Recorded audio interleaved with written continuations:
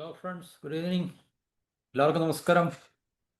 പാകിസ്ഥാൻ്റെ army chief അല്ലെങ്കിൽ അവരുടെ ടോപ്പ് ആർമി ജനറൽ അമേരിക്കയിൽ ട്രംപുമായിട്ട് ഉള്ള കൂടിക്കാഴ്ച, ട്രംപിൻ്റെ ലഞ്ച് മീറ്റിങ്ങിലൊക്കെ പങ്കെടുക്കുവാനുള്ള ഒരു ഭാഗ്യം നമ്മളുടെ പ്രശസ്തനായിട്ടുള്ള ഈ പറഞ്ഞ പാകിസ്ഥാൻ്റെ ഉന്നത ആർമി പട്ടാള മേധാവിക്ക് ലഭിച്ചു എന്നുള്ളൊരു വാർത്ത നമ്മളിപ്പോൾ അറിയുന്നുണ്ട്. തീർച്ചയായിട്ടും നമ്മളെപ്പോഴും പറയാറുള്ളത് പോലെ പാകിസ്ഥാനെ എപ്പോഴൊക്കെ അമേരിക്കയ്ക്ക് ഉപയോഗിക്കുവാൻ അവരുടെ ജിയോപൊളിറ്റിക്കൽ തന്ത്രങ്ങൾക്ക്, ഭൗമരാഷ്ട്രീയ തന്ത്രങ്ങൾക്ക് അല്ലെങ്കിൽ താല്പര്യങ്ങൾക്ക് ഉപയോഗിക്കാൻ ആവശ്യമുണ്ടോ അപ്പോഴെല്ലാം അവർ പാകിസ്ഥാനെ കൃത്യമായിട്ട് വലയിലാക്കി അവിടെ ഉള്ള ആർമി അല്ലെങ്കിൽ സിവിലിയൻ നേതാക്കളെയൊക്കെ തന്നെ പൈസ കൊടുത്തും അല്ലെങ്കിൽ മറ്റു രീതിയിലുള്ള വാഗ്ദാനങ്ങളും പ്രലോഭനങ്ങളും ഒക്കെ കൊടുത്ത് നേതാക്കളെ അവർ വരുതിയിലാക്കിയിട്ട് പാകിസ്ഥാനെ അവർ കൃത്യമായിട്ട് ഏത് രാജ്യത്തിനെതിരെയാണോ ഉപയോഗിക്കേണ്ടത് അവർ ഉപയോഗിക്കുന്ന ഒരു കാഴ്ച നമ്മൾ ദശാബ്ദങ്ങളായിട്ട് ഇന്ത്യക്കെതിരെയായാലും ശരി, പണ്ട് സോവിയറ്റ് യൂണിയനെതിരെയായാലും ശരി, ഇപ്പോൾ ഇറാനും ഇസ്രായേലും തമ്മിൽ യുദ്ധം നടക്കുന്ന ഈ സാഹചര്യത്തിൽ അല്ലെങ്കിൽ അതിൻ്റെ വെളിച്ചത്തിലാണ് നമുക്ക് ഈ ഒരു മീറ്റിംഗ് നമുക്ക് വിശകലനം ചെയ്യേണ്ടത്. അപ്പോൾ ഇവിടുത്തെ ടൈറ്റിൽ എന്ന് പറഞ്ഞാൽ അസീം മുനീറിനെ കുരുക്കിലാക്കി ട്രംപ് ഇറാനെതിരെ പാകിസ്ഥാനെ ഉപയോഗിക്കാൻ US നീക്കം. അതാണ് അതിൻ്റെ കറക്റ്റ് നല്ലത്. കാരണം പാകിസ്ഥാനും ഇറാനും തമ്മിൽ അതിർത്തി പങ്കിടുന്ന രാജ്യമാണല്ലോ. അപ്പോൾ പാകിസ്ഥാൻ്റെ എയർബേസുകൾ ഉപയോഗിച്ച് കഴിഞ്ഞാൽ തീർച്ചയായിട്ടും ഇറാനിലേക്ക് അമേരിക്കയ്ക്ക് കൂടുതൽ വളരെ കൃത്യമായിട്ടുള്ള മിലിറ്ററി സ്ട്രൈക്സ് അല്ലെങ്കിൽ എയർ സ്ട്രൈക്സുകൾ നടത്തുവാൻ സാധിക്കും എന്നുള്ള കാര്യത്തിൽ ആർക്കും സംശയമൊന്നുമില്ല. അപ്പോൾ ട്രംപിൻ്റെ അപ്രതീക്ഷിത വിരുന്നിന് പിന്നിലെ ലക്ഷ്യം എന്തെന്ന് ചോദിച്ചു കഴിഞ്ഞാൽ പാകിസ്ഥാനെ ഇറാനെതിരെ ഉപയോഗിക്കുക എന്നുള്ളതാണ് അതിനകത്തുള്ള ലക്ഷ്യം എന്ന് പറഞ്ഞു കഴിഞ്ഞാൽ, വേറെ ഒന്നുമില്ല. അപ്പോൾ ഇറാനും ഇസ്രായേലും തമ്മിലുള്ള സംഘർഷത്തിൽ ആദ്യമേ തന്നെ പാകിസ്ഥാൻ ഫോർമലായിട്ട് അല്ലെങ്കിൽ പ്രത്യക്ഷമായിട്ടെങ്കിൽ തന്നെ അല്ലെങ്കിൽ ഉപരിപ്ലവമായിട്ട് തന്നെ അവർ വന്നിട്ട് ഈ ഇസ്രായേലിനെതിരെ ശക്തമായിട്ട് എന്താണ് പറയുന്നത്, ഇറാനെ സപ്പോർട്ട് ചെയ്തുകൊണ്ട് സംസാരിക്കുകയും അല്ലെങ്കിൽ ഇസ്രായേലിൻ്റെ ഈ അറ്റാക്കിനെ അവർ വിമർശിക്കുകയൊക്കെ ചെയ്തതാണ്. അപ്പോൾ ഇന്ത്യയെ സംബന്ധിച്ച് ഇന്ത്യക്ക് ഇത് വളരെ പ്രധാനപ്പെട്ട ഒരു പിന്നെ ഒരു ഒരു എന്താണ് പറയുന്നത്, ഒരു ക്രിട്ടിക്കൽ മൊമെൻ്റാണ്. അപ്പം നമുക്ക് തീർച്ചയായിട്ടും ഇതിനകത്തിൽ വളരെ ശ്രദ്ധയോടുകൂടി കാര്യങ്ങളെ നമുക്ക് കൈകാര്യം ചെയ്താൽ മാത്രമേ നമ്മളുടെ രാജ്യത്തിൻ്റെ സുരക്ഷയെ നമുക്ക് തീർച്ചയായിട്ടും ഭദ്രമാക്കി നിർത്താൻ സാധിക്കത്തുള്ളൂ. അപ്പോൾ നമുക്കറിയാം, ഇപ്പോൾ യുദ്ധം നടക്കുന്ന ഇസ്രായേലും ഇറാനും തമ്മിലാണെങ്കിൽ തന്നെയും വെസ്റ്റ് ഏഷ്യ അല്ലെങ്കിൽ മിഡിൽ ഈസ്റ്റ്, ഇന്ത്യ ഉൾപ്പെടെയുള്ള രാജ്യങ്ങൾ, കാരണം ഇതിനകത്ത് ഞാൻ പറയാം, എപ്പോഴും നമ്മൾ മനസ്സിലാക്കേണ്ട ഒരു കാര്യം, ഈ ലോകത്ത് പ്രത്യേകിച്ച് യുദ്ധം പോലുള്ളൊരു കാര്യം, നമ്മൾ എവിടെല്ലാം ഏത് രാജ്യങ്ങൾ തമ്മിൽ യുദ്ധത്തിൻ്റെ ഈ ഹോട്ട്സ്പോട്ട് എവിടെയൊക്കെയാണ്, കൂടുതലും മിഡിൽ ഈസ്റ്റ്, പിന്നെ സെൻട്രൽ ഏഷ്യ, നമ്മുടെ സൗത്ത് ഏഷ്യ, ഇപ്പം കോൺഫ്ലിക്റ്റ് സോണായിട്ട് മാറാൻ പോകുന്ന ചൈനയായിട്ട് ബന്ധപ്പെട്ട സൗത്ത് ചൈന സിയോ അല്ലെങ്കിൽ ഈസ്റ്റ് ഏഷ്യ ഇതുപോലുള്ള സ്ഥലങ്ങളൊക്കെയാണ്. പ്രധാനമായിട്ടും മിഡിൽ ഈസ്റ്റ്, സെൻട്രൽ ഏഷ്യ ഇതുപോലുള്ള, സൗത്ത് ഏഷ്യ ഇതുപോലുള്ള സ്ഥലങ്ങളാണ്. ഇപ്പോൾ പാകിസ്ഥാൻ, ഇന്ത്യ, പാകിസ്ഥാൻ, അഫ്ഗാനിസ്ഥാൻ തുടങ്ങി അങ്ങോട്ട് മിഡിൽ ഈസ്റ്റിലെ ഒട്ടുമിക്ക രാജ്യങ്ങളെല്ലാം എടുത്തു കഴിഞ്ഞാൽ ഈ പറഞ്ഞ ഒരു വലിയൊരു ഏരിയ ആണ് എപ്പോഴും വാർ സോൺ അല്ലെങ്കിൽ കോൺഫ്ലിക്റ്റ് സോൺ എന്ന് പറഞ്ഞത്. അപ്പോൾ ഇവിടെയുള്ള എല്ലാ രാജ്യങ്ങളെയും ഇത് സാമ്പത്തികമായിട്ട് ബാധിക്കുന്ന വിഷയമല്ല, പിന്നെ ജിയോ പൊളിറ്റിക്കലായിട്ട് ഇത് ബാധിക്കുന്ന വലിയൊരു വിഷയം തന്നെയാണ് എപ്പോഴും ഇവിടെ നടക്കുന്ന യുദ്ധങ്ങൾ എന്ന് പറഞ്ഞു കഴിഞ്ഞാൽ. പ്രത്യേകിച്ച് ഇറാൻ എന്ന് പറഞ്ഞു കഴിഞ്ഞാൽ, ഇറാൻ എന്ന് പറയുന്ന രാജ്യവും ഇസ്രായേൽ എന്ന് പറയുന്ന രാജ്യം തമ്മിലുള്ള, അല്ലെങ്കിൽ നാളെ ഇനിയിപ്പോൾ ടർക്കിയും ഇസ്രായേലും തമ്മിൽ യുദ്ധം ഉണ്ടാവുകയാണെങ്കിൽ, ടർക്കിക്ക് അങ്ങനെ ഭയമുണ്ട്. ഇസ്രായേൽ കഴിഞ്ഞാൽ അമേരിക്ക ഇസ്രായേൽ ആക്സിസ് അല്ലെങ്കിൽ ആ ഒരു ശക്തി ഈ ടർക്കിയെ ടാർഗറ്റ് ചെയ്യുന്നുണ്ടോ അല്ലെങ്കിൽ ടാർഗറ്റ് ചെയ്യുമോ എന്നുള്ള പേടിയുണ്ട്. പാകിസ്ഥാനും ആ പേടിയുണ്ട്, ഇല്ലെന്ന് പറയുന്നില്ല. ചൈനയ്ക്കും ഉള്ളൊരു ആശങ്ക എന്ന് പറഞ്ഞു കഴിഞ്ഞാൽ ഈ പറഞ്ഞ രാജ്യങ്ങളെയൊക്കെ അമേരിക്ക ടാർഗറ്റ് ചെയ്യുന്നത് ചൈനയെ അൾട്ടിമേറ്റ് ആയിട്ടുള്ള ടാർഗറ്റ് ചൈനയാണെന്ന ഒരു പൊതുവെയുള്ളൊരു നിരീക്ഷണം നമുക്ക് ജിയോ പൊളിറ്റിക്കൽ അനാലിസിസ് നമുക്ക് അറിയാൻ സാധിക്കും. ഓക്കെ, അതവിടെ നിൽക്കട്ടെ. അപ്പോൾ ഈ പറഞ്ഞ രാജ്യങ്ങൾ തമ്മിലാണ് യുദ്ധമെങ്കിൽ തന്നെ ഇതിൻ്റെ ആശങ്ക ഇന്ത്യ ഉൾപ്പെടെയുള്ള എല്ലാ രാജ്യങ്ങളിലും ഉണ്ട്. ഇന്ത്യ മുതൽ ഗൾഫ് രാജ്യങ്ങൾ വരെ ഇതിൻ്റെ എല്ലാ രാജ്യങ്ങളും ഇതിനകത്തിൽ ഇതിൻ്റെ ഇമ്പാക്റ്റ് ഉണ്ടാകും, നേരിട്ട് ഉണ്ടാകുന്ന ഇമ്പാക്റ്റ് ഉണ്ട്. അതല്ലാതെ തന്നെ, കാരണം അറിയാൻ പറ്റത്തില്ല, കാരണം ഏത് സമയത്താണ് അമേരിക്ക ഇപ്പം ഈ പറഞ്ഞ അമേരിക്കയുടെ ഏറ്റവും പ്രധാനപ്പെട്ട രാജ്യങ്ങൾ എന്ന് പറയുന്ന പാകിസ്ഥാനെ അല്ലെങ്കിൽ UAE, സൗദി, പിന്നെ ടർക്കി, ഈ രാജ്യങ്ങളോട് പറയണ ഉം, ഇറാനെതിരെ അണിനിരക്കാൻ പറഞ്ഞു കഴിഞ്ഞാൽ അവർക്കത് ചെയ്തേ വരത്തുള്ളൂ. അപ്പോൾ തീർച്ചയായിട്ടും ആ രാജ്യങ്ങൾക്കും ഇറാനിൽ നിന്നും ഉണ്ടാകുന്ന ആക്രമണങ്ങളെ നേരിടേണ്ടി വരും. ഓക്കെ. അപ്പോൾ എല്ലാ രാജ്യങ്ങളും ആശങ്കയിലാണ്. ഇതിൻ്റെ പിന്നെ പോക്ക് എങ്ങോട്ടാണെന്ന് നമുക്ക് ഇപ്പോഴും കൃത്യമായിട്ട് നമുക്ക് പറയാൻ സാധിക്കുന്നില്ല. കാരണം ഇരു രാജ്യങ്ങളും പരസ്പരം അങ്ങോട്ടും ഇങ്ങോട്ടും ശക്തമായിട്ടുള്ള ആക്രമണങ്ങൾ അഴിച്ചുവിട്ടുകൊണ്ടിരിക്കുകയാണ്. എണ്ണ ആഗോള എണ്ണ വ്യാപാര മേഖലയാണ് ഏറ്റവും കൂടുതൽ. അതാണ് ഇന്ത്യയെ പോലുള്ള രാജ്യത്തിൻ്റെ ഏറ്റവും വലിയ ആശങ്ക. കാരണം എനർജി ക്രൈസിസ് ഉണ്ടായിക്കഴിഞ്ഞാൽ നമ്മൾ നേരത്തെ വീഡിയോ പറഞ്ഞാണ് സ്ട്രൈറ്റ് ഓഫ് ഹോർമൂസ് കടലിടുക്കിൽ ഇറാനുള്ള സ്വാധീനം അവർ ഉപയോഗിച്ച് ഏതെങ്കിലും തരത്തിൽ അതിനെ ഡിസ്റപ്റ്റ് ചെയ്യാൻ അവർ ശ്രമിച്ചു കഴിഞ്ഞാൽ തീർച്ചയായിട്ടും ഇന്ത്യ ഉൾപ്പെടെയുള്ള രാജ്യങ്ങൾക്ക് വലിയ തിരിച്ചടിയായിരിക്കും. അല്ലെങ്കിൽ ഒരു ക്രൈസിസ് നമുക്ക് ഉണ്ടാകാനുള്ള സാധ്യത, എനർജി ക്രൈസിസ് ഉണ്ടാകാനുള്ള സാധ്യത, വർദ്ധിച്ചു വരുന്ന എണ്ണ വിലയിൽ ഉണ്ടാകുന്ന വർധനവ്, ഇതൊക്കെ തന്നെ ഇന്ത്യയെ പോലുള്ള രാജ്യങ്ങളെ വളരെ പ്രതികൂലമായി ബാധിക്കുന്ന ഒരു കാര്യമായിട്ട് നിലനിൽക്കുന്നുണ്ട്. അപ്പോൾ അത് എല്ലാ രാജ്യങ്ങളുടെയും സമ്പദ് വ്യവസ്ഥയിൽ ഗുരുതരമായിട്ടുള്ള പ്രത്യാഘാതം ഉണ്ടാക്കും. ഇന്ത്യ ഉൾപ്പെടെയുള്ള രാജ്യങ്ങൾ, ഇന്ത്യയൊക്കെയാണ് ഏറ്റവും കൂടുതൽ അതിൻ്റെ ദൂഷ്യഫലങ്ങൾ അനുഭവിക്കാൻ പോകുന്നത്. കാരണം നമ്മളുടെ എനർജിയുടെ 80% നമ്മൾ ഈ പറഞ്ഞ ഈ ഒരു റീജിയനിൽ നിന്ന് നമ്മൾ ഇമ്പോർട്ട് ചെയ്യുന്നതായതുകൊണ്ട് തന്നെ. അപ്പോൾ ഇതുവരെ US നേരിട്ട് രംഗത്ത് വന്നിട്ടില്ല. പക്ഷേ ഇത് US യുദ്ധമാണ്. ഇപ്പം ആരൊക്കെ എന്തൊക്കെ പറഞ്ഞാലും US വന്നോ ഇല്ലയോ എന്നുള്ളതല്ല വിഷയം. അതിനെക്കുറിച്ച് നമ്മൾ കൂടുതൽ ബോധപ്പെടേണ്ട ആവശ്യമില്ല. കാരണം ഇത് US യുദ്ധമാണ്. നമ്മൾ നേരത്തെ പറഞ്ഞതാണ്, ഇസ്രായേൽ യുദ്ധം ചെയ്യുന്നത് US വേണ്ടിയാണ്, അല്ലെങ്കിൽ പാശ്ചാത്യ സംവിധാനങ്ങൾക്ക് വേണ്ടി, രാജ്യങ്ങൾക്ക് വേണ്ടിയാണ് ഇസ്രായേൽ യുദ്ധം ചെയ്യുന്നത്. ഇത് ഇസ്രായേലിൻ്റെ ആയിട്ടുള്ള യുദ്ധമല്ല. ശരിക്കും പറഞ്ഞു കഴിഞ്ഞാൽ ഇസ്രായേൽ അമേരിക്കയ്ക്ക് വേണ്ടി അല്ലെങ്കിൽ പാശ്ചാത്യ US നാറ്റോയ്ക്ക് വേണ്ടി യുദ്ധം ചെയ്യുന്നു എന്ന് മാത്രമേ നമുക്ക് ഇതിനകത്ത് നിന്ന് മനസ്സിലാക്കാൻ സാധിക്കുന്നു. അപ്പോൾ US ഇതുവരെ യുദ്ധത്തിൽ ഏർപ്പെട്ടോ ഇല്ലയോ എന്നുള്ളത് റിലവൻ്റ് അല്ല. അതിനകത്ത് വലിയ പ്രസക്തിയൊന്നുമില്ല. കാരണം US പറയാതെ അല്ലെങ്കിൽ US-ൻ്റേതല്ലാത്ത ഒരു യുദ്ധം ഇസ്രായേൽ ഒരിക്കലും നടത്തിയിട്ടുമില്ല.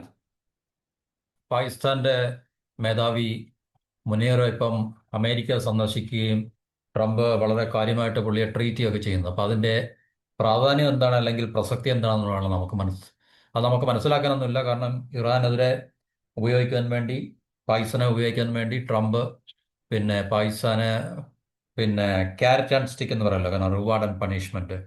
കാരണം പലതരത്തിലുള്ള പ്രലോഭനങ്ങളും സഹായങ്ങളും ഒക്കെ ഇപ്പോൾ നൽകുന്നുണ്ട്. IMF-ൽ നിന്ന് ലോൺ റെഡിയാക്കി കൊടുത്തു, വേൾഡ് ബാങ്കിൽ നിന്ന് ലോൺ റെഡിയാക്കി കൊടുക്കുന്നു, മിലിറ്ററി അസിസ്റ്റൻസ് കൊടുക്കുന്നു.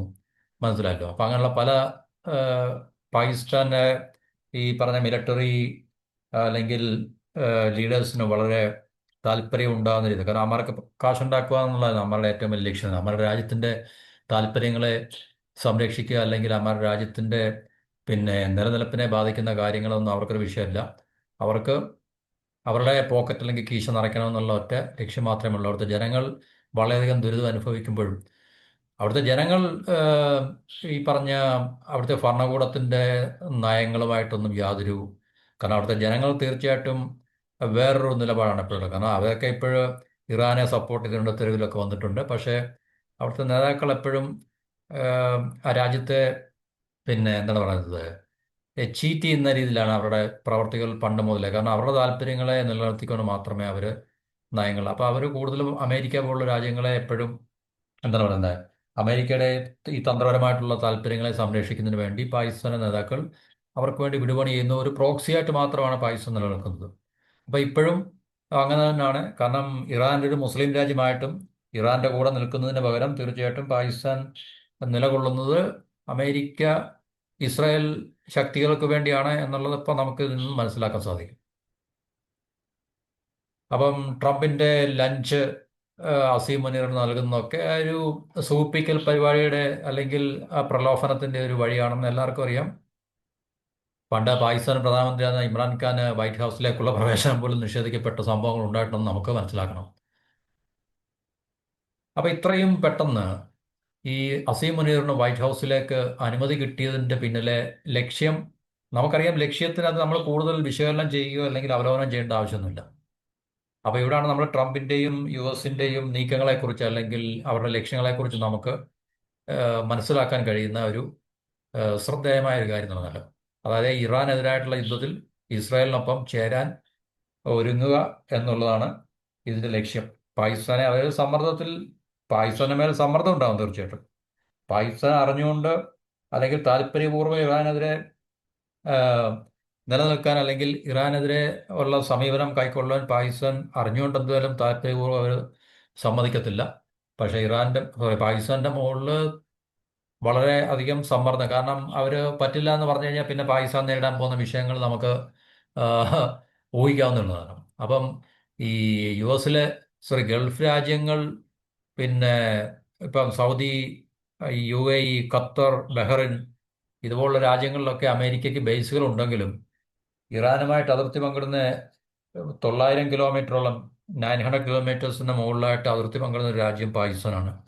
അപ്പോൾ പാകിസ്ഥാനെ വശത്താക്കുകയാണെങ്കിൽ പാകിസ്ഥാനിലെ എയർബേസുകൾ ഉപയോഗിച്ച് അവർക്ക് തീർച്ചയായിട്ടും ഇറാന്റെ മുകളിൽ ഇപ്പോൾ ഇസ്രായേൽ നടത്തുന്നതിനേക്കാളെ കൂടുതൽ ഇഫക്റ്റീവായിട്ടുള്ള, വളരെ നിയർ ബൈ ആണല്ലോ, വളരെ ഇഫക്റ്റീവായിട്ടുള്ള എയർ സ്ട്രൈക്കുകൾ നടത്താൻ സാധിക്കും എന്നുള്ളത് ആഹ്, അമേരിക്കയ്ക്കും അറിയാം, ഇസ്രായേലിനും അറിയാം. അപ്പോൾ അതുകൊണ്ട് തീർച്ചയായിട്ടും പാകിസ്ഥാനെ അവരെ ഉപയോഗിക്കുക എന്നുള്ളതാണ് ഈ ഒരു അവസരത്തിൽ ഇപ്പോൾ നമുക്ക് ഇതിനകത്തിൽ നിന്നും മനസ്സിലാക്കാൻ കഴിയുന്നൊരു ആഹ്, കാര്യം. അപ്പം അതാണ് ഇതിൻ്റെ. ട്രംപ് ഇപ്പോൾ ഈ അസീം മുനീറിനെ വിളിച്ചിട്ട് വലിയ, പിന്നെ എന്താണ് പറയുന്നത്, സൽക്കാരമൊക്കെ ചെയ്യുന്നതിൻ്റെയും പാകിസ്ഥാൻ ഇത്രയും സഹായങ്ങളൊക്കെ, ഇന്ത്യയുടെ ഏറ്റവും വലിയ അടുത്ത സ്ട്രാറ്റജിക് പാർട്ട്ണറാന്ന് പറയുമ്പോഴും ഓപ്പറേഷൻ സിന്ദൂർ സമയത്തൊക്കെ അല്ലെങ്കിൽ പഹൽഗാം അറ്റാക്കിലൊക്കെ നമ്മൾ കണ്ടാണ് ട്രംപിൻ്റെയും അമേരിക്കയുടെ ഒക്കെ നിലപാടുകളും. അല്ലെങ്കിൽ ഓപ്പറേഷൻ സിന്ദൂർ നമ്മൾ വളരെ വിജയകരമായി അത് തുടർന്നുകൊണ്ട് വരുമ്പോഴാണ് പെട്ടെന്ന് അതിനകത്തിലൊരു, എന്താണ്, ഒരു സ്റ്റോപ്പേജ് ഉണ്ടാകുന്നതൊക്കെ നമ്മൾ കണ്ടാണ്. അപ്പോൾ തീർച്ചയായിട്ടും ഇന്ത്യയോടുള്ള, പിന്നെ നിലപാടിനേക്കാളെ കൂടുതൽ താല്പര്യപൂർവ്വം പാകിസ്ഥാനെ ഇപ്പോൾ അവർ വശത്താക്കുക എന്നുള്ളതാണ് അമേരിക്കയുടെ ഇപ്പോഴത്തെ ലക്ഷ്യം. അത് ഇറാനെതിരെ ഉപയോഗിക്കാൻ വേണ്ടി ആണെന്നുള്ളത് നമുക്കിതിനകത്ത് നിന്നും മനസ്സിലാക്കാം.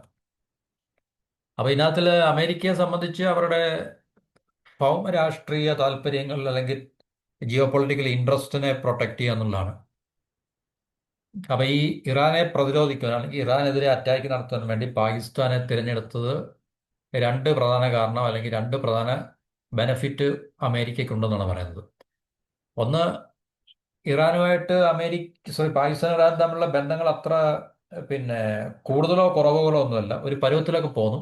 മുസ്ലിം രാജ്യങ്ങളായതുകൊണ്ട് തീർച്ചയായിട്ടും രണ്ടും, പാകിസ്ഥാൻ സുന്നി ഡോമിനേറ്റഡും മറ്റേ ഇറാൻ ഷിയ ഡോമിനേറ്റഡും ആണ്. എന്നിരുന്നാൽ തന്നെയും ഒരു രണ്ട് മുസ്ലിം രാജ്യങ്ങൾ എന്ന രീതിയിൽ ഇസ്രായേലിനെതിരെ പൊതുവെ ഒരു എതിർ നിലപാടെടുക്കുന്ന രാജ്യങ്ങളാണ് പാകിസ്ഥാനും ഇറാനും എന്ന് പറഞ്ഞില്ല. കാരണം പാകിസ്ഥാൻ ഇസ്രായേലുമായിട്ട് അത്ര പറയത്തക്ക വലിയ ബന്ധങ്ങളൊന്നുമില്ല.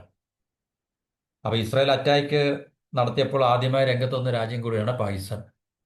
പക്ഷേ ഈ പാകിസ്ഥാനെ ഇപ്പോൾ ഇറാനെതിരെ തിരിച്ചിട്ട് ട്രംപിൻ്റെ ഈ പറഞ്ഞ നീക്കങ്ങൾ, അല്ലെങ്കിൽ തിരിക്കാൻ വേണ്ടി ട്രംപിൻ്റെ ഈ നീക്കങ്ങൾ സാധിക്കുമെന്നാണ് പൊതുവെയുള്ള നിരീക്ഷണം പറയുന്നത്. കാരണം പാകിസ്ഥാൻ അതിന് വിസമ്മതിച്ചു കഴിഞ്ഞാൽ നമുക്ക് കാത്തിരുന്ന് കാണാം പാകിസ്ഥാൻ നേരിടാൻ പോകുന്ന, പിന്നെ വലിയ വിപത്തുകൾ എന്താണെന്ന്. അല്ലെങ്കിൽ തന്നെ പാകിസ്ഥാന് പണി കിട്ടുമെന്നുള്ള കാര്യത്തിൽ യാതൊരു സംശയമൊന്നുമില്ല. ഈ ഇറാൻ ഇസ്രായേൽ വാർ കഴിഞ്ഞാൽ പിന്നെ അടുത്ത ഫേസ്, ജിയോ പൊളിറ്റിക്സിലെ അടുത്ത ഫേസ് അല്ലെങ്കിൽ കോൺഫ്ലിക്ട് സോൺ എവിടെയാണെന്ന് നമുക്ക് പിന്നെ കൃത്യമായി പറയാൻ സാധിക്കത്തില്ല. പക്ഷേ പാകിസ്ഥാന്റെ മേലും ഇസ്രായേലിന്റെ കണ്ണുണ്ട്. കാരണം പാകിസ്ഥാന്റെ കയ്യിലും ഇസ്ലാമിക് ബോംബ് എന്ന് പറയുന്ന ഈ അണുവായുധം പാകിസ്ഥാന്റെ കയ്യിലുണ്ട്. പണ്ട് നെതന്യാഹു ഒരു ഇന്റർവ്യൂലോ പ്രസ് കോൺഫറൻസിലോ ഇറാനൊപ്പം തന്നെ പാകിസ്ഥാന്റെ പേരും ഒന്ന് എന്താണ് പറയുന്നത് പറഞ്ഞിരുന്നു എന്നുള്ളത് വളരെ ശ്രദ്ധേയമായിട്ടുള്ള കാര്യമാണ്. അതുകൊണ്ട് പാകിസ്ഥാനിലും വളരെ ഭരണ തലപ്പത്ത് വളരെയധികം ആശങ്കയുണ്ട്. ഇന്നല്ലെങ്കിൽ നാളെ തീർച്ചയായിട്ടും ഇസ്രായേലിന്റെ കണ്ണിലെ കരടാകുവാൻ പോകുന്നൊരു രാജ്യമായിരിക്കും പാകിസ്ഥാൻ എന്നുള്ളത്. അപ്പോൾ ഇറാന്റെ തന്ത്രപ്രദമായിട്ടുള്ള കേന്ദ്രങ്ങൾ വളരെ അടുത്താണ് പാകിസ്ഥാനിൽ നിന്ന്. കാരണം പാകിസ്ഥാൻ ഇറാൻ തമ്മിൽ വലിയ വലിയ നല്ല അതിർത്തി പങ്കിടുന്ന രാജ്യങ്ങളാണല്ലോ. അപ്പോൾ ഇരു രാജ്യങ്ങൾക്കും ഈ 900 കിലോമീറ്ററിലധികം അതിർത്തി പങ്കിടുന്നുണ്ട്. അതിന് ഏറ്റവും വലിയൊരു, പിന്നെ എന്താണ് പറയുന്നത്, ഒരു അഡ്വാൻറ്റേജാണ് അമേരിക്കയെ സംബന്ധിച്ചത്. അപ്പം അതിർത്തിയിലുള്ള ഇറാന്റെ അതിർത്തിയിലുള്ള പാകിസ്ഥാന്റെ മണ്ണിലുള്ള എയർബേസുകളൊക്കെ ഉപയോഗിച്ച് കഴിഞ്ഞാൽ തീർച്ചയായിട്ടും അമേരിക്കയ്ക്ക് വളരെ ഈസി ആയിട്ട് ഇറാനെ ബോംബ് ചെയ്യാൻ സാധിക്കും എന്നുള്ളതാണ് അതിൻ്റെ ഏറ്റവും പ്രധാനപ്പെട്ട ഒരു പ്രയോജനം. പാകിസ്ഥാന്റെ ജനസംഖ്യയിൽ ഏറ്റവും കൂടുതൽ സുന്നി വിഭാഗമാണ്. ഇറാനായിട്ട് ഷിയ സ്വാധീനമുള്ള രാജ്യമാണ്. ഇറാനും പാകിസ്ഥാൻ തമ്മിൽ ബന്ധങ്ങൾ ഞാൻ നേരത്തെ പറഞ്ഞ പോലെ അത്ര സൗഹൃദമല്ലെങ്കിൽ തന്നെയും, പിന്നെ സൗഹൃദമൊന്നും അങ്ങനെ വളരെ ഡീപ്പായിട്ടുള്ള ഫ്രണ്ട്ലി റിലേഷൻ ഒന്നുമില്ല. കാരണം കഴിഞ്ഞ വർഷം അവർ തമ്മിൽ അങ്ങോട്ടും ഇങ്ങോട്ടും പരസ്പരം അടിയുണ്ടായതാണ്. ചില പ്രശ്നങ്ങളൊക്കെ ഉണ്ട്, എന്നാലും വലിയ പ്രശ്നങ്ങളൊന്നുമില്ല. പരസ്പരം ഒരു കോംപ്രമൈസിൽ അങ്ങനെ പോകുന്നു എന്ന് മാത്രമേ ഉള്ളൂ. അപ്പോൾ പാകിസ്ഥാനെ കൂടെ അമേരിക്കയ്ക്കൊപ്പം നിർത്തുവാൻ സാധിച്ചു കഴിഞ്ഞാൽ ഇറാൻ ഒറ്റപ്പെടുന്ന അവസ്ഥയിലാണ്. ഇറാൻ ഒറ്റപ്പെടുക എന്ന് പറഞ്ഞു കഴിഞ്ഞാൽ പ്രത്യക്ഷമായിട്ട് ചൈനയിൽ നിന്നൊക്കെ വൻതോതിലുള്ള ആയുധങ്ങൾ ഇറാന് കിട്ടുന്നുണ്ട് എന്ന് പറയുന്നുണ്ട്. പക്ഷെ അതിനെക്കുറിച്ചുള്ള റിപ്പോർട്ടുകൾ നമുക്ക് അത്ര ക്രെഡിബിൾ ആണെന്ന് നമുക്കറിയില്ല. എന്നാലും ചൈന ആ, റഷ്യയൊക്കെ സഹായിക്കാതിരിക്കത്തില്ല ഇതുവരെ, പ്രത്യേകിച്ച് ചൈന. കാരണം ഇറാന്റെ ഈ വിഷയം കഴിഞ്ഞു കഴിഞ്ഞാൽ പിന്നെ ഇറാൻ ഇസ്രായേൽ തമ്മിലുള്ള ഈ ഒരു യുദ്ധം അവസാനിച്ചു കഴിഞ്ഞാൽ പിന്നെ അടുത്തത് അമേരിക്കയുടെ ടാർഗറ്റ് ഏത് രാജ്യമായിരിക്കും എന്നുള്ളത് നമുക്ക് ഇപ്പോൾ കൃത്യമായി പറയാൻ സാധിക്കില്ല. പക്ഷേ അവരുടെ ഹിറ്റ് ലിസ്റ്റിലുള്ള രാജ്യങ്ങളാണ് പാകിസ്ഥാൻ, ടർക്കി അല്ലെങ്കിൽ ചൈന എന്നൊക്കെ പറയുന്നത്. ചൈനയാണ് അവരുടെ ഏറ്റവും പ്രധാനപ്പെട്ട ടാർഗറ്റ് എന്ന് പറഞ്ഞത്. അതുപോലെ തന്നെ അഫ്ഗാനിസ്ഥാനാണ് ഇറാനുമായിട്ട് അതിർത്തി പങ്കിടുന്ന മറ്റൊരു രാജ്യം. താലിബാൻ അഫ്ഗാനിസ്ഥാൻ ഇറാനുമായിട്ട് അത്ര വലിയ സുഖത്തിലല്ല. അപ്പോൾ ഇറാനെ സപ്പോർട്ട് ചെയ്യാനുള്ള സാധ്യത അഫ്ഗാൻ താലിബാനിന്റെ ഭാഗത്തുനിന്ന് കിട്ടുന്നില്ല. അതുകൊണ്ട് ഇറാനും ഇറാന് അഫ്ഗാനിസ്ഥാന്റെ ഭാഗത്തു നിന്നുള്ള സപ്പോർട്ട് കിട്ടാനുള്ള സാധ്യതയുണ്ട്. കാരണം ഇപ്പോൾ താലിബാൻ വളരെ നല്ല കുട്ടിയായിട്ട് അഫ്ഗാനിസ്ഥാന്റെ കാര്യങ്ങൾ മാത്രം നോക്കി കഴിയുക എന്നുള്ളതാണ് അവരുടെ ഇപ്പോഴത്തെ നയം. അപ്പോൾ പാകിസ്ഥാൻ എങ്ങനെ പോയി കഴിഞ്ഞാലും ഇപ്പം ഇത് പാകിസ്ഥാൻ ആം, അമേരിക്കയ്ക്ക് എയർബേസുകൾ നൽകുകയാണെങ്കിൽ തീർച്ചയായിട്ടും അത് ഭാവിയിൽ പാകിസ്ഥാന് വലിയൊരു പാകിസ്ഥാനെ ട്രാപ്പിലാക്കാൻ അത് കഴിയും. അല്ലെങ്കിൽ പാകിസ്ഥാന് വലിയൊരു പണി കിട്ടും എന്നുള്ള കാര്യത്തിൽ സംശയമൊന്നുമില്ല. അപ്പൊ പണവും ആയുധമൊക്കെ നൽകിയിട്ട് അസീം മുനീറിനെ സമ്മർദ്ദത്തിലാക്കുക എന്നുള്ളതാണ് ട്രംപിന്റെ അമേരിക്കയുടെ ലക്ഷ്യം. അതിൽ ഏകദേശം അവർ വിജയിച്ചു കഴിഞ്ഞു എന്ന് നമുക്ക് മനസ്സിലാക്കാം. ഇറാനെതിരെ പാകിസ്ഥാൻ ബേസുകൾ അമേരിക്ക ഉപയോഗിച്ചാൽ പാകിസ്ഥാനെതിരെ ശക്തമായിട്ടുള്ള, ഒരുപക്ഷെ ആഭ്യന്തരമായിട്ട് തന്നെ ശക്തമായിട്ടുള്ള പിന്നെ സമ്മർദ്ദം ഉണ്ടാകാനുള്ള, അല്ലെങ്കിൽ പിന്നെ പാകിസ്ഥാൻ തിരിച്ചടി ആഭ്യന്തരമായിട്ട് തന്നെ തിരിച്ചടി. കാരണം പാകിസ്ഥാനെതിരെ പ്രവർത്തിക്കുന്ന തീവ്രവാദ സംഘടനാ ഗ്രൂപ്പുകൾ പാകിസ്ഥാനിലുണ്ട്. തെഹ്റക്കി താലിബാൻ എന്നൊക്കെ പറഞ്ഞ്, അതുപോലെ ബലൂച്ച്, പിന്നെ സിന്ധ് മേഖലയിലൊക്കെ തന്നെ. അപ്പോൾ ഇവരൊക്കെ തന്നെ പാകിസ്ഥാനെതിരെ, പാകിസ്ഥാൻ ഭരണകൂടത്തിനെതിരെ തിരിയാനുള്ള സാധ്യത നമുക്ക് തള്ളിക്കളയാൻ സാധിക്കത്തില്ല. ഈ യുദ്ധം അവസാനിച്ചതിന് ശേഷം പാകിസ്ഥാൻ ഇറാൻ തമ്മിലുള്ള ബന്ധം, അവിടെ ഇപ്പോൾ ഭരണത്തിൽ ആര് വന്നു കഴിഞ്ഞാലും തന്നെ പാകിസ്ഥാൻ ഇറാൻ തമ്മിലുള്ള ബന്ധം വഷളാകാനുള്ള സാധ്യത നമുക്ക് ഇപ്പോൾ അതും നമുക്ക് തള്ളിക്കളയാൻ കഴിയില്ല. മറ്റൊരു പ്രധാന പ്രശ്നം പാകിസ്ഥാൻ നേരിടേണ്ടി വരുന്നത്, അല്ലെങ്കിൽ നേരിടാൻ പോകുന്നതാണ് ഈ പറഞ്ഞ അതിർത്തിയിൽ ശക്തി പ്രാപിക്കുന്ന തീവ്രവാദ ഗ്രൂപ്പുകളാണ്. അപ്പം ഭാവിയിൽ ഇറാന് ഒരുപക്ഷെ ഇന്ത്യയുമായിട്ട് സഹകരിച്ചുകൊണ്ട് പാകിസ്ഥാന്റെ ഉള്ളിൽ ഈ തീവ്രവാദ പ്രവർത്തനങ്ങൾ കൂടുതൽ ശക്തിപ്പെടുത്താൻ സാധിക്കും. അങ്ങനെ ഒരു സാധ്യതയുണ്ട്. ഇറാനകത്തുള്ള ജെയ്ഷെ അൽ അദയിൽ എന്ന് പറയുന്ന തീവ്രവാദ ഗ്രൂപ്പ് ബലൂജ് മേഖലയിൽ, ഈ പറഞ്ഞ ബലൂചിസ്ഥാൻ ഇപ്പോൾ പാകിസ്ഥാനായിട്ട് ഇന്റർണൽ കോൺഫ്ലിക്റ്റിലാണ്, ആഭ്യന്തരമായുള്ള യുദ്ധം നടന്നുകൊണ്ടിരിക്കുകയാണല്ലോ. അപ്പോൾ ഇതൊക്കെ തന്നെ ഇറാന് ട്രിഗർ ചെയ്യാൻ സാധിച്ചു കഴിഞ്ഞാൽ പാകിസ്ഥാനും ഭീഷണിയാണ്. അതുപോലെ തന്നെ ഇറാനും തീർച്ചയായിട്ടും പ്രശ്നങ്ങൾ ഉണ്ടാകും. കാരണം പാകിസ്ഥാൻ ഈ പറഞ്ഞ ഇറാനിലും ബലൂജികളുണ്ട്. ബലൂജ് തീവ്രവാദികളെ ഇറാനകത്ത് അവർക്ക് ഉപയോഗിക്കാൻ സാധിക്കും പാകിസ്ഥാന്. അപ്പോൾ അതിൻ്റെ പേരിലായിരുന്നു കഴിഞ്ഞ വർഷം ഇരു രാജ്യങ്ങളും തമ്മിൽ അങ്ങോട്ടും ഇങ്ങോട്ടും റോക്കറ്റും മിസൈലും ഒക്കെ വിക്ഷേപിച്ചതും. അത് പെട്ടെന്ന് തന്നെ തണുക്കുകയും ഇരു രാജ്യങ്ങളും കോംപ്രമൈസിലാവുകയും ചെയ്തിട്ടുണ്ട്. അപ്പോൾ ഈ പറഞ്ഞ യുദ്ധത്തിൽ ഇറാൻ ദുർബലപ്പെടുകയാണെങ്കിൽ ഈ പറഞ്ഞ തീവ്രവാദ ഗ്രൂപ്പുകൾ അത് മുതലാക്കാൻ ശ്രമിക്കുകയും ഇറാനെതിരെ ശക്തമായിട്ടുള്ള ആക്രമണങ്ങൾ അല്ലെങ്കിൽ ഡീസ്റ്റെബിലൈസേഷൻ പ്രോസസ് അത് ഇസ്രായേലിൻ്റെ അമേരിക്കയുടെ സഹായത്തോടു കൂടി ചെയ്യാനുള്ള സാധ്യത നമുക്ക് ഇതിനകത്തിൽ കാണാൻ സാധിക്കും. അപ്പോൾ അങ്ങനെ സംഭവിച്ചു കഴിഞ്ഞാൽ ഇറാനും പാകിസ്ഥാനും തമ്മിലുള്ള അതിർത്തി അശാന്തമാകും. ഇരു രാജ്യങ്ങളും തമ്മിൽ യുദ്ധം ഉണ്ടാകാൻ വരെയുള്ള സാധ്യത നമുക്ക് തള്ളിക്കളയാൻ സാധിക്കത്തില്ല. അതുതന്നെയാണ് അമേരിക്കയുടെ ഇസ്രായേലിൻ്റെ ഒക്കെ ലക്ഷ്യം എന്ന് പറഞ്ഞു കഴിഞ്ഞാൽ തന്നെ. ഈ രണ്ട് രാജ്യങ്ങളെ അവർ തമ്മിലടിച്ച് ഈ രണ്ട് രാജ്യങ്ങളെയും ശിഥിലമാക്കുക അല്ലെങ്കിൽ ഡീസ്റ്റെബിലൈസ് ചെയ്യുക എന്നുള്ളതാണ് ഈ പറഞ്ഞ അമേരിക്കയുടെ ഇസ്രായേലിൻ്റെ ഒക്കെ തന്നെ ലക്ഷ്യങ്ങളാണ്. അപ്പോൾ പാകിസ്ഥാനിൽ നമ്മൾ പറയുന്ന പോലെ തന്നെ കഴിച്ചിട്ട് എന്താണ് പറയുന്നത്, മധുരിച്ചിട്ട് തുപ്പാനും വയ്യ, കഴിച്ചിട്ടിറക്കാനും വയ്യ എന്ന് പറയുന്ന അവസ്ഥയിലാണ് പാകിസ്ഥാൻ എന്ന് പറയുന്നത്. എങ്ങനെ പോയാലും പണി കിട്ടും എന്നുള്ളത് യാതൊരു സംശയമില്ല. അപ്പോൾ ഇന്ത്യയെ സംബന്ധിച്ച് ഇന്ത്യ തീർച്ചയായിട്ടും എപ്പോഴും നമ്മൾ പറയുന്ന പോലെ തന്നെ നമ്മൾ നിരീക്ഷിച്ചു വരികയാണ്. അല്ലെങ്കിൽ നമ്മൾ തീർച്ചയായിട്ടും നമ്മളുടെ നീക്കങ്ങൾ വളരെ തന്ത്രപരമായിട്ടുള്ള ഒരു നീക്കമാണ് ഇന്ത്യ നടത്തിക്കൊണ്ടിരിക്കുന്നത്. ഇറാനും ഇസ്രായേലും ഇരു രാജ്യങ്ങളും ഇന്ത്യയുടെ അടുത്ത സുഹൃത്തുക്കളാണ്. കാരണം ഇരു രാജ്യങ്ങളെ നമുക്ക് ഉപേക്ഷിക്കാൻ സാധിക്കത്തില്ല. ഇന്ത്യ ഓപ്പണായിട്ട് ഈ പറഞ്ഞ പ്രശ്നത്തിൽ ഇതുവരെ ഇടപെട്ടിട്ടില്ലെങ്കിൽ തന്നെയും യുദ്ധം നിർത്തണം, രണ്ട് രാജ്യങ്ങളും പിന്മാറണം എന്നൊക്കെ പറയുന്നതല്ലാതെ ഒരു രാജ്യത്തെയും ഓപ്പണായിട്ട് നമ്മളിതിനെ സപ്പോർട്ട് ചെയ്തിട്ടില്ല, അല്ലെങ്കിൽ നമ്മൾ എതിർത്തിട്ടുമില്ല. കാരണം ഇന്ത്യക്ക് അത് കഴിയില്ല. കാരണം ഇന്ത്യ ഇറാനും തമ്മിൽ നല്ല ബന്ധമാണ്. ചബഹാർ ഫോർട്ട് മുതലായിട്ടുള്ള പ്രോജക്റ്റുകൾ ഇന്ത്യ എൻഗേജിലാണ്. അതുപോലെ തന്നെ ഇസ്രായേലുമായിട്ടും നല്ല ബന്ധമാണ് ഇന്ത്യ ഇപ്പോൾ നിലനിർത്തുന്നത്. അതുകൊണ്ട് ഇറാനും ഇസ്രായേലും തമ്മിലുള്ള യുദ്ധത്തിൽ ഇന്ത്യക്ക് പ്രത്യക്ഷമായിട്ടുള്ള റോൾ ഇതിനകത്തിൽ ഇരു രാജ്യങ്ങളും തമ്മിൽ ഡീഎസ്കലേറ്റ് ചെയ്യണമെന്ന് പറയുന്നതല്ലാതെ മറ്റൊരു റോൾ നമുക്ക് ഏതെങ്കിലും രാജ്യത്തിൻ്റെ ഒപ്പം നിൽക്കാൻ നമുക്ക് സാധിക്കത്തില്ല.